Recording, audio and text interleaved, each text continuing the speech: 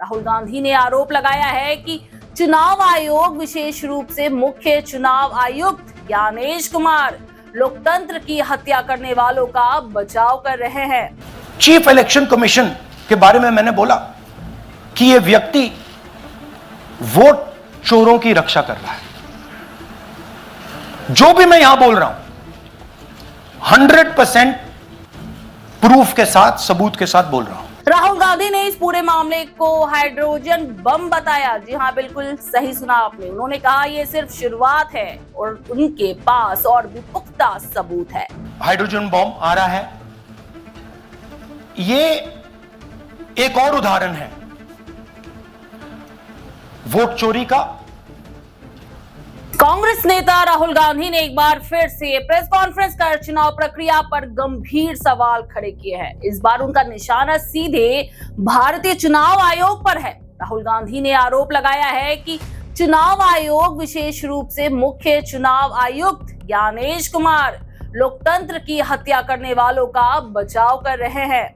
राहुल गांधी ने अपनी press conference में ठोस सबूत पेश करने का दावा किया और कई महत्वपूर्ण आरोप लगाए। उन्होंने कहा कि देश में वोट चोरी एक सुनियोजित तरीके से हो रही है और ये सिर्फ कर्नाटक तक सीमित नहीं है, बल्कि महाराष्ट्र, हरियाणा और उत्तर प्रदेश जैसे राज्यों में भी यही हो रहा है। राहुल गांधी ने अपने 31 मिनट के प्रेजेंटेशन में जिन मुख्य बिंदुओं पर जोर दिया, आइए उन पर एक नजर डालते हैं। पहले उन्होंने कर्नाटक का आलंद मॉडल की बात कही। राहुल ने कर्नाटक के आलंद विधानसभा क्षेत्र का एक चौंकाने वाला उदाहरण पेश किया। उन्होंने बताया कि 2023 के चुनाव में इस क्षेत्र में 6018 मतदाताओं के नाम जानबूझकर मतदाता सूची से हटाने की कोशिश की गई। उन्होंने कहा कि ये संख्या और भी ज्यादा हो सकती है। इस मामले का खुलासा तब हुआ जब एक बूथ लेवल अधिकारी ने देखा कि उसके अपने चाचा का नाम सूची से गायब था। जांच करने पर पता चला कि उनके पड़ोसी के नाम से फेक लॉगिन बनाकर ये काम किया गया था, जबकि न तो पड़ोसी और न ही प्रभावित व्यक्ति को इस बारे में कोई जानकारी थी। Booth level officer there noticed that her uncle's vote was deleted. And so she checked who deleted her uncle's vote and she found that it was a neighbor. पड़ोसी ने अंकल का वोट डिलीट किया था। उसने जाके पड़ोसी से पूछा कि आपने मेरे अंकल का वोट क्यों डिलीट किया? पड़ोसी ने कहा मैं तो जानता ही नहीं, मैंने तो कुछ वोट डिलीट ही नहीं किया। Neither did the person deleting the vote know, nor did the person whose vote was deleted know. Some other force hijacked the process and deleted the vote. And as luck would have it, got caught. Rahul Gandhi ने दावा किया कि ये किसी शक्तिशाली ताकत द्वारा system को हाईजैक करने का मामला है। इतना ही नहीं, इस बार राहुल गांधी सिर्फ आरोप लगाते नजर नहीं आए, बल्कि वे अपने साथ उन मतदाताओं को भी लेकर आए जिनके नाम काटे गए थे। उन्होंने मंच पर 63 वर्षीय गोदावरी का वीडियो दिखाया और बताया कि कैसे उनके नाम पर एक फर्जी लॉगिन बनाया गया, जिससे 12 अन्य मतदाताओं के नाम हटा दिए गए। उन्होंने दावा किया कि ये सभी फर्जी काम दूसरे राज्यों में सक्रिय मोबाइल नंबरों का उपयोग करके किए गए हैं।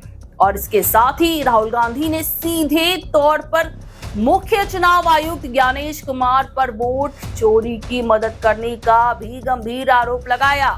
उन्होंने कहा कि कर्नाटक सीआईडी ने पिछले 18 महीनों में चुनाव आयोग को 18 बार पत्र लिखकर कुछ महत्वपूर्ण जानकारी मांगी है, जैसे कि फॉर्म भरने के लिए इस्तेमाल किए गए आईपी एड्रेस, डिवाइस पोर्ट और ओटीपी ट्रेल्स। लेकिन चुनाव आयोग ने बार बार इन अनुरोधों को अनदेखा किया।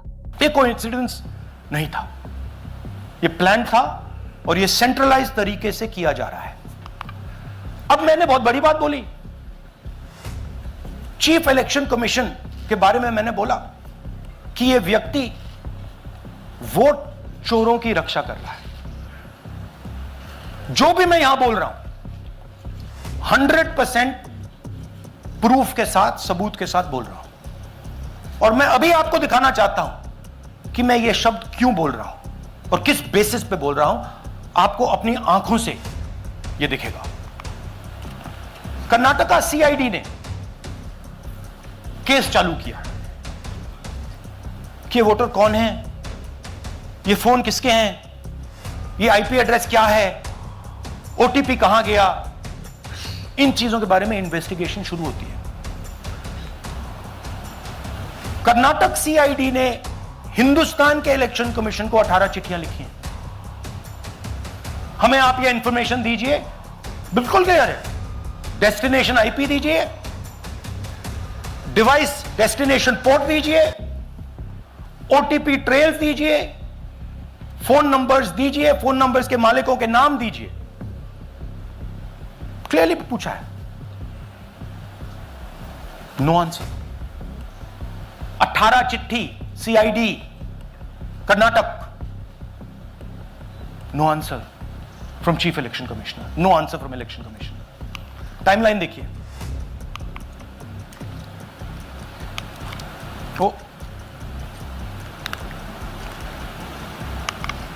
ओके, फरवरी 23 में इन्वेस्टिगेशन शुरू होती है।